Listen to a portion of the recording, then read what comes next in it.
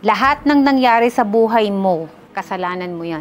Akala mo ba doktor ang magpapagaling sa'yo? Teacher ang magpapatalino? Life coach ang magpapabago ng buhay mo? Nagkakamali ka. Lahat sila, guide lang. Pero nasa sayo pa rin ang desisyon. Kahit magpa-check up ka araw-araw at magpareseta ka pa, pero kung hindi mo babaguhin ang lifestyle mo, wala magbabago. Pwedeng i-feed ka ng knowledge ng teacher, ng professor, ng tutor mo. Pero kung hindi mo aaralin at isa sa puso, magiging repeater ka. Pwede kang payuhan ng life coach, pero kung hindi mo aaksyonan at isa sa buhay, wala kang mararating. Kahit ilang seminar pa ang attendan mo. Lahat ng makakatulong sa'yo, nasa libro na yan, nasa internet, YouTube. Kaya kung hindi mo yan i-a-apply at gagawin, kasalanan mo yan.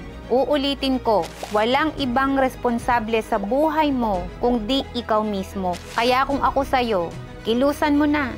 Kasi kung ano man ang mangyari sa buhay mo, kasalanan mo yan.